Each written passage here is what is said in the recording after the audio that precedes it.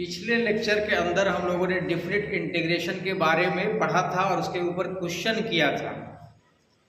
पहले 3 प्रॉपर्टीज के ऊपर हम लोगों ने बहुत सारे क्वेश्चन किए थे किंग रूल से पहले। उसी के आगे कुछ क्वेश्चन कंटिन्यू करते हैं, उसके बाद हम लोग किंग रूल पे आएंगे। जैसे एक क्वेश्चन है प्रूव दैट पहले 3 प्रॉपर्टीज के ऊपर मैं फिर आज थोड़ा डिस्कस करूंगा, उसके बाद हम लोग किंग रूल पे आएंगे।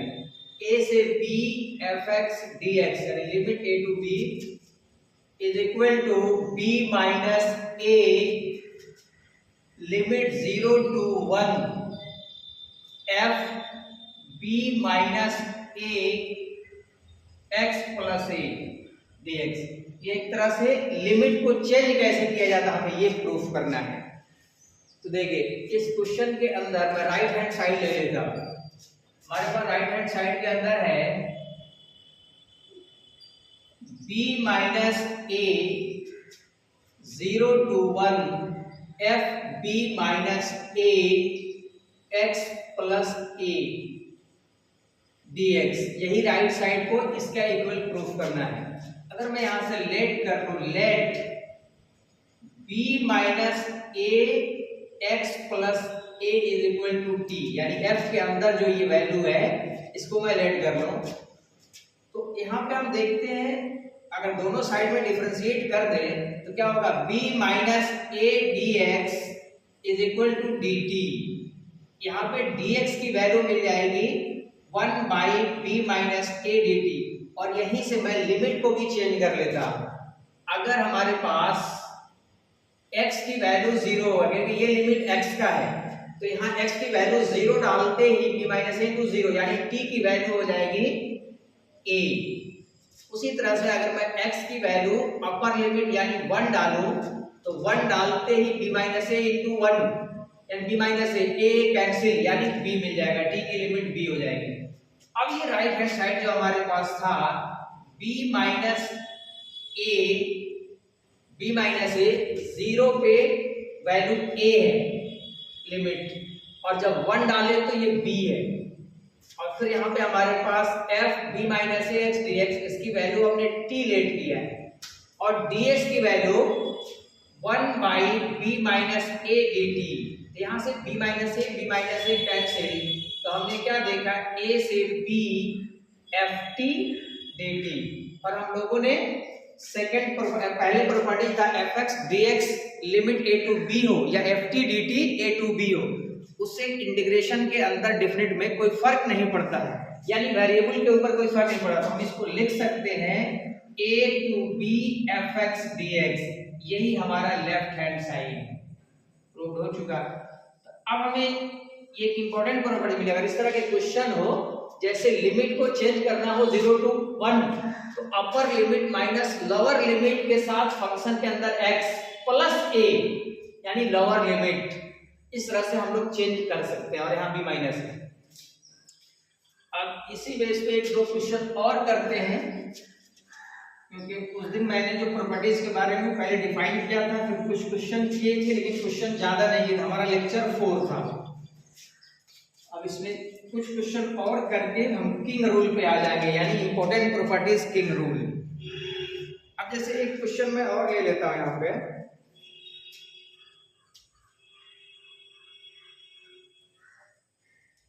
जैसे हमारे पास इनवर्स फंक्शन का क्वेश्चन हो एफ एक्स और एफ डैश या फिर इनवर्स एक्स, जैसे a से b f x D x plus upper limit f b, यानी यहाँ अपर लिमिट b था तो एफ बी, और यहाँ पे लोअर लिमिट a था एफ ए, और यहाँ पे हमारे पास F inverse X of D X. अगर इस तरह के क्वेश्चन हमें मिले तो देखो पहले फाइनल आंसर मैं लिख देता हूं। फाइनल आंसर क्या होगा, ये कब होगा, ऑलवेज नहीं, जब आपका ये एफ एक्स हो और ये एफ इनवर्स एक्स हो, मतलब एक का इनवर्स फंक्शन हो, और यहाँ a और b, तो b मतलब एफ बी जो फंक्शन हमारा था एफ बी, और a तो एफ ए, और यहाँ इनवर्स फंक्शन हो। इस केस के अंदर अगर ये हमें पता हो तो फाइनल रिजल्ट हम लिख सकते हैं बी एफ बी, मतलब upper into B F B, minus A, ये फाइनल आंसर होता है। और ये कहां से आता है, कैसे आता है, देखिए मैं इसको डिस्कस करता हूं। समझिए, इसको प्रूफ करना है। अगर हमने प्रूफ कर दिया तो एक ये रूल बन गया। अगर कभी भी fx और f इनवर्स x होगा और इस तरह की लिमिट होगी a से b, b f b, a f a और ये इनवर्स फंक्शन होगा तो हमारा आंसर ये होगा। देखिए मैं कैसे प्रूफ करता हूं। लेफ्ट हैंड साइड को मैं ले लेता हूं a से b fx dx plus f a f b f inverse x dx। अब एक काम करते हैं, मैं इनको छेड़छाड़ नहीं करता हूं, f इनवर्स इसको कुछ मान लेते हैं। लेट f इनवर्स x को मैं अगर t मान लेता हूं तो x इज इक्वल टू यहां पे ft हो जाएगा। x की वैल्यू ft होगी। तो यहां पे हम क्या देख रहे हैं कि हमारे पास ये जो लिमिट है ये किसकी है, x की है, x की। तो अगर x की जगह पे जैसे यहां पे मैं a रखूंगा, यानी t की जगह पे a, यानी x की जगह पे a, तो ये हमारे पास क्या हो जाएगा, जैसे x की वैल्यू मैं fa रख दूं, x की वैल्यू fa, तो देखिए x की वैल्यू fa, क्योंकि ये हमारे पास अब चेंज होने वाला है।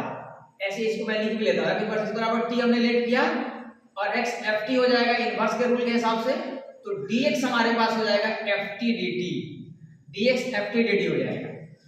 तो अब यहाँ पे x की वैल्यू यानी हमारे पास ये लिमिट fa है, तो अब यहाँ पे मैं इसमें डायरेक्ट पुट कर देता हूँ। यहाँ पे ये अगर fa पुट कर दूं तो fa बराबर ft, यानी हमने x की वैल्यू पुट किया, इस सिचुएशन में t बराबर a हो गया, यानी जब लोअर लिमिट fa रखने पे t a हो जाएगा, क्योंकि अब ये जो कन्वर्ट होने जा रहा है t वेरिएबल में, तो अब लिमिट t का चाहिए। उसी तरह से अगर मैं यहाँ पे लिमिट x की जगह पे fb रख दूं, fb बराबर ft, तो फिर यहाँ t मिल जाएगा b। तो हम क्या देखते हैं, ये हमारे पास हो जाएगा a b fx dx, इसको मैं ऐसे ही छोड़ देता हूं। और ये हमारे पास जो अदर वेरिएबल में चेंज होने जा रहा है fa, तो fa x की जगह पे रखने पे हमारे पास लिमिट आया है a, यानी t की वैल्यू a, और जब x की वैल्यू fb रखने पे ये आया है b, और f इनवर्स x को मैंने लेट किया था t, f इनवर्स को t मैंने लेट किया है। फिर यहाँ ds की वैल्यू हमारे पास कितना है, ds की वैल्यू ft dt। ये प्रूफ होने के बाद आपका आसान है, आपको ये करना नहीं पड़ेगा, इसलिए मैं प्रूफ कर रहा हूँ ft dt। तो अब मैं यहाँ क्या करता हूँ, दोनों की लिमिट सेम हो गई, a से b fx dx, इनको मैं छेड़छाड़ नहीं करता हूँ, और ये हम बाय पार्ट से इसको सोल्व करते हैं जैसे इंटीग्रेट में पढ़ते थे।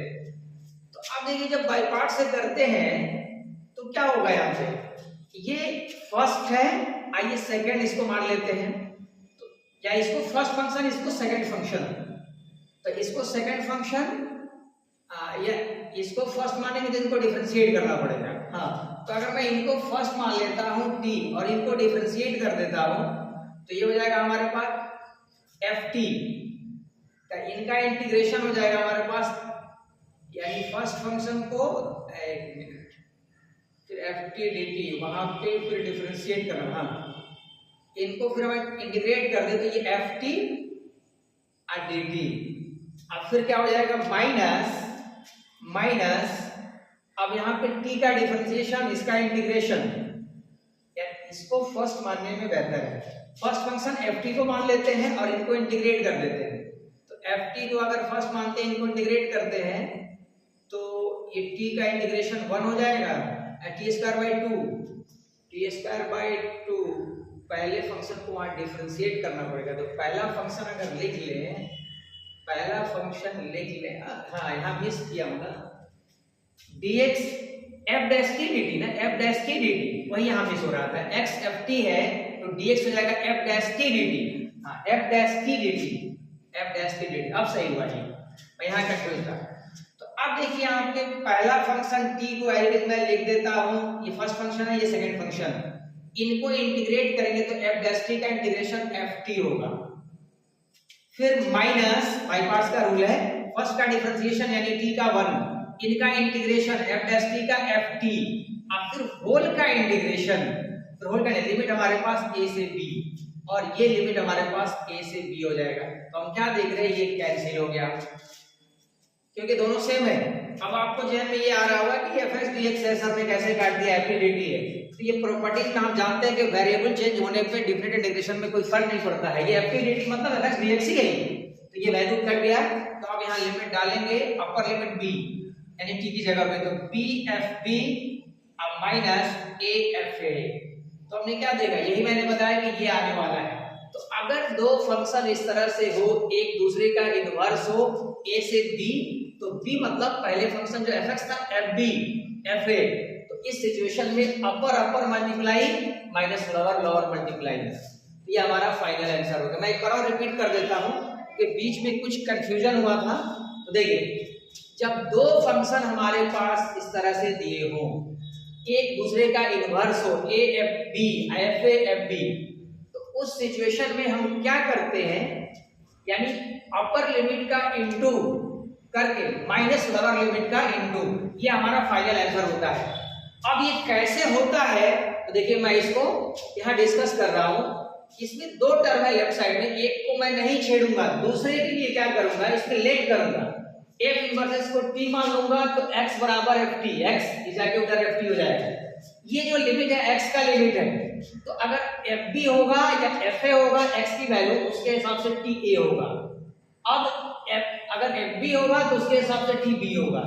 तो अब ये कन्वर्ट हो गया, दूसरा हमारे पास a से b t f dash t, क्योंकि ds बराबर f डैश t dt। अब इनके बाद मैं इनको फर्स्ट फंक्शन, इनको सेकंड फंक्शन, सेकंड इसलिए मान रहा हूं कि सेकंड को इंटीग्रेट करना पड़ता है।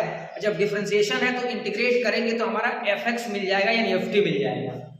तो उसके बाद मैंने क्या किया, पहला फंक्शन एज लिख दिया, दूसरे फंक्शन को इंटीग्रेट किया, फिर अपर लिमिट लोअर लिमिट जो होता है, फिर माइनस पहले फंक्शन का डिफरेंशिएशन यानी t का डिफरेंशिएशन 1 और f डैश t का इंटीग्रेशन ft, फिर ये दोनों कैंसिल हो गया, fx dx हो ft dt दोनों सेम होता है। तो ये हमारा प्रूफ हो गया। इस तरह से ये तो प्रूफ हुआ। एक क्वेश्चन में लेता हूं जो डायरेक्ट कैसे आंसर लिखते हैं।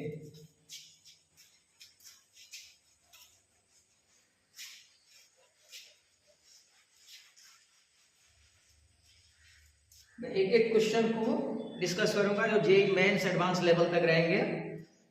देखिए एक क्वेश्चन यहाँ पे मैं मेंशन करता हूँ, देखिए तीसरा क्वेश्चन, दूसरा प्रूफ लिख दिया हमने, 1 to 2 log 2x cube plus 1 dx plus 1 to limit log 2 base 9 2 power x minus 1 power 1 by 3।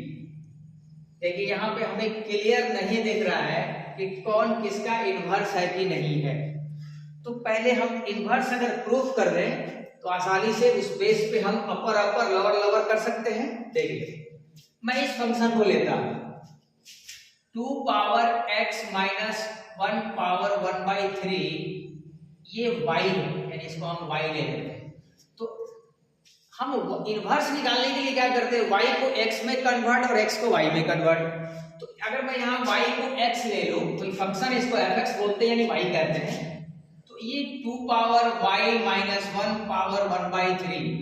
अब इसके बाद एक काम करते हैं, दोनों साइड में हम क्यूब चढ़ा देते हैं, ये x क्यूब मिल जाए और यहाँ x क्यूब दिख रहा है जैसे, और यहाँ भी एक फायदा होगा कि खत्म हो जाएगा x क्यूब, तो ये हमारे पास 2 पावर y माइनस 1। अब इसके बाद 1 को इधर लाते हैं, x cube plus 1 is equal to 2 power y। अब देखिए एक्सपोनेंट फंक्शन को लॉग में कैसे जाते हैं, तो अब यहाँ से अगर मैं y को निकालूं तो ये हो जाएगा log 2 बेस, यहाँ बेस है तो यहाँ भी बेस, x क्यूब प्लस 1। अब ध्यान से देखें तो यही चीज ये है। तो हमने क्या देखा, यानी इनवर्स फंक्शन हम लोग इसी तरह से जनरेट करते हैं कि फंक्शन को लेकर y को x में, x को y में, फिर y को x के टर्म में निकाल देंगे, वो आपका इनवर्स फंक्शन होगा। तो यानी इसका इनवर्स फंक्शन ये है। तो जब हमारे पास ये दोनों एक दूसरे का इनवर्स फंक्शन है, इनवर्स फंक्शन तभी होता है जब फंक्शन 1 1 हो और 1 2 हो, तो ये दोनों एक दूसरे का इनवर्स फंक्शन है।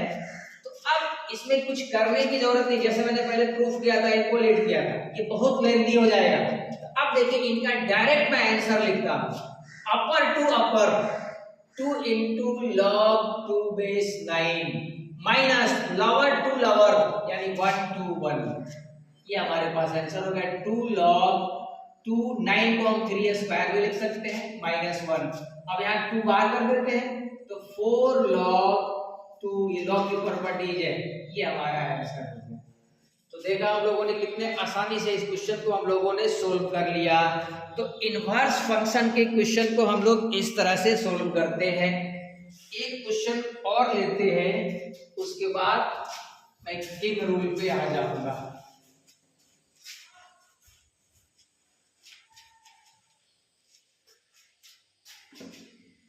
देखिए क्वेश्चन है, late f be 1 to 1 continuous function such that 1 to 1 continuous function such that f2 is equal to 3 and f5 is equal to 7। ये गिवन और साथ में ये भी गिवन है, limit 2 to 5 fx dx is equal to 17। Find, देखिए हमें क्या फाइंड करना है, find 3 to 7 f inverse x dx, यानी fx और ये इनवर्स। देखिए उसी प्रॉपर्टीज में ये सोल्व होगा, इसकी वैल्यू क्या होगी। तो आप देखिए हमें ये निकालना है, इस पे मत जाइए, ये वैल्यू गिवन है हमारे पास। तो अब यहाँ पे हम लोग क्या देखते हैं कि कोई भी फंक्शन जो हमारे पास जैसे 2 to 5 है, fx dx है, यही यहाँ पे अभी मैंने प्रूफ किया था कि यहाँ अपर लिमिट 5 है, तो अगर यहाँ पे f5 हो जाए और यहाँ लोअर लिमिट 2 हो जाए तो ये f2 हो जाए, और यहाँ पे fx की जगह पे f इनवर्स x dx। अभी मैंने एक क्वेश्चन जो प्रीवियस किया उससे पहले प्रूफ किया कि ये लोअर लिमिट अपर लिमिट और इन्हीं को फंक्शन के अंदर fx है, f इनवर्स है, तो ये क्या होता है, upper to upper lower to lower, यानी अपर 5 f5 माइनस 2f2, यही होता है हमारे पास formula. a to b fx dx, f a f b f inverse x, तो क्या होता है a f b f b minus a f a।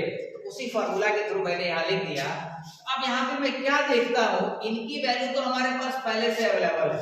देखिए 17, कितना आसानी से, अगर ये प्रॉपर्टीज याद हो तो हम आसानी से कर सकते हैं। अब देखिए f2 की वैल्यू हमारे पास 3 है और f5 की वैल्यू हमारे पास 7 है, ये f इनवर्स x है। अब आपको समझ में आ गया, यही तो हमें फाइंड करना था dx, और इधर